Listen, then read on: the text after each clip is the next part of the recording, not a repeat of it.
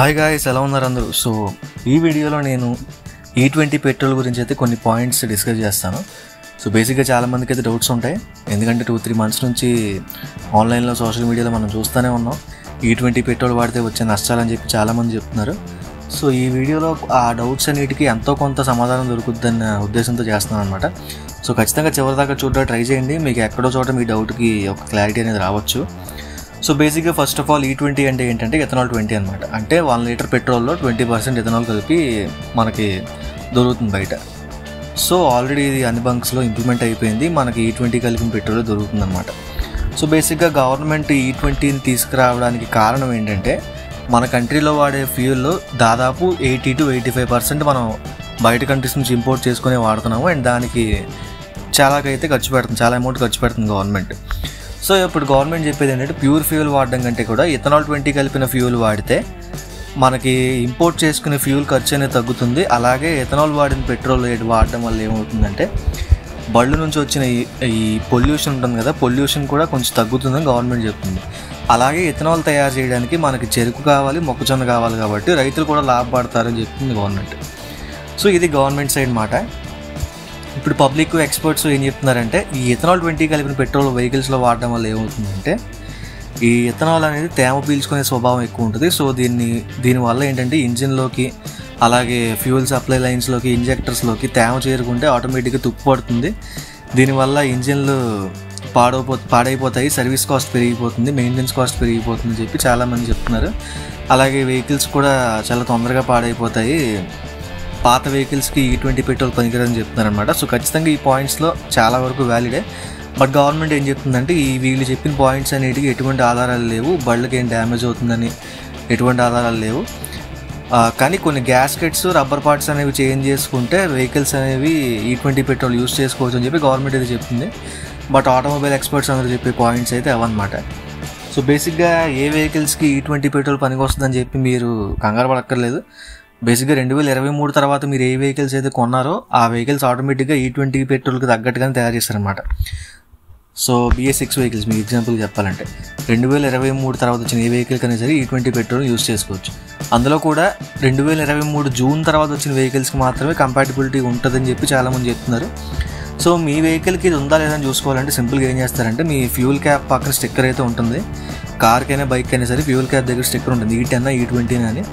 దాని అర్థం ఇదే అనమాట. అయితే E10 ఉంటే E10 పెట్రోల్ వరకే వాడాలని, E20 ఉంటే E20 వరకు మీరు ఏ పెట్రోల్ అయినా వాడుకోవచ్చు దానిలో. అలాగే కార్స్ కూడా మీరు బయట ఫ్యూల్ లిడ్ ఓపెన్ చేస్తే లిడ్ లోపల స్టిక్కర్ ఉంటుంది.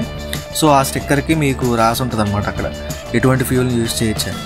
ఆర్ఎల్స్ మీకు అక్కడ దొరకపోతే బైక్ కానీ కార్కి కానీ మీ వెహికల్స్కి మాన్యువల్స్ ఇస్తారు కొన్నప్పుడు. సో ఆ మాన్యువల్స్లో కూడా మీరు చూసుకోవచ్చు ఎటువంటి ఫ్యూల్ వాడచ్చు అని చెప్పి అందులో క్లియర్గా రాసి ఉంటుంది. సో ఇలా మీరు మీ వెహికల్స్కి సరిపోద్దని చెప్పి క్లారిటీ తెచ్చుకోవచ్చు. సో ఖచ్చితంగా 2023 తర్వాత వచ్చిన వెహికల్స్కి అయితే ఎటువంటి ప్రాబ్లం లేదు. బట్ ఆ ముందున్న వెహికల్స్ పరిస్థితి ఏంటని మీరంటే ఖచ్చితంగా ప్రాబ్లమే. మీరు చూసే ప్రాబ్లమ్స్ ఏమవుతాయి అంటే ఖచ్చితంగా మీ వెహికల్స్కి మైలేజ్ అయితే తగ్గిపోతాయి. సపోజ్ ఒక కారు మీకు 25 కిలోమీటర్లు ఇంతకుముందు మైలేజ్ ఇస్తే ఇప్పుడు ఓన్లీ 14-15 ఇస్తుంది అనమాట. సో ఖచ్చితంగా మైలేజ్ అనేది డ్రాస్టిక్గా తగ్గిపోతుంది.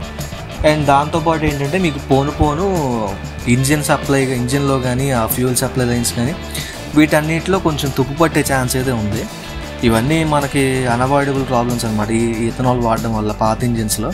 ఎందుకంటే కొత్త ఇంజిన్స్ ఆల్రెడీ దానికి కంపాటిబుల్గా తయారు చేశారు కాబట్టి గవర్నమెంట్ ఆర్డర్స్ వల్ల. ఓల్డ్ ఇంజిన్స్ మనకి దీనికి కంపాటిబిలిటీ లేదు. సో దాన్ని మనం ఎలా ఓవర్కమ్ చేయొచ్చు చెప్పి చాలామంది ఏం చెప్తున్నారంటే ఫ్యూల్ ఎడిటివ్స్ దొరుకుతాయి కదా, సో ఆ ఎడిటివ్స్ని మనం యాడ్ చేసుకోవడం వల్ల ఈ తేమ అనేది తుప్పు అనే ప్రాబ్లమ్ని మనం ఎంతో కొంత తగ్గించుకోవచ్చు అని చెప్పి చెప్తున్నారు.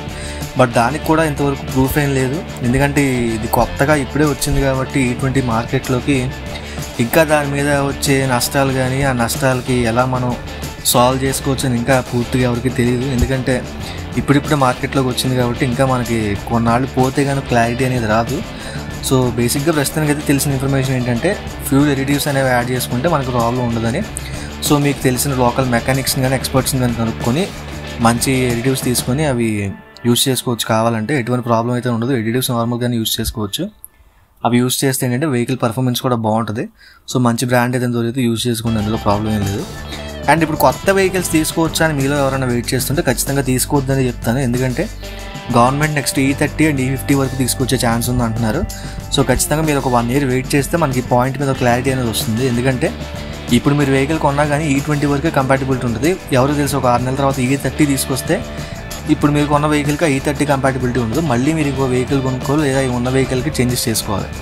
సో ఇవన్నీ బాగా ఖర్చుతో కూడుకున్న వ్యవహారం కాబట్టి మీరు ఆగగలిగితే ఒక సంవత్సరం ఆగి ఒక పెట్రోల్ అంటూ స్టాండర్డ్గా మనకి ఇంకా దొరుకుద్ది అనుకున్నాక మీరు ఒక బండి కొనుక్కోవడం బెటర్. ఎందుకంటే ఆల్రెడీ గవర్నమెంట్ ఏదైనా పెట్రోల్ తీసుకొద్దాం అనుకుంటే దానికి తగ్గట్టుగానే వెహికల్స్ అనేవి తయారు చేయమని ఇండస్ట్రీస్కి కంపెనీస్ అన్నిటికీ చెప్తారు. కాబట్టి ఒక 1 year అయితే మీకు లేటెస్ట్ ఏమైనా పెట్రోల్ వచ్చే ఛాన్స్ ఉంటే దానికి తగ్గట్టుగా వెహికల్స్ దొరుకుతాయి. సో మీరు ఆగగలిగితే 1 year అయితే తీసుకోవడం బెటర్. లేదు అర్జెన్సీ అనుకుంటే ఒక సెకండ్ హ్యాండ్ వెహికల్ బాగా తక్కువలో దొరికి తీసుకొని దాన్ని వాడేసి ఒక సంవత్సరం తర్వాత దాన్ని అమ్మేసి ఇంకో కొత్త వెహికల్ తీసుకోవడం బెటర్ అనమాట. సో ఇది నేను సజెస్ట్ చేయగలిగింది, ఇంతకు మించి ఏమీ లేదు. సో ఇంతే, ఈ వీడియోలో మీకు ఆల్మోస్ట్ ఉన్న డౌట్స్ అన్ని క్లియర్ చేశాను అనుకుంటున్నాను.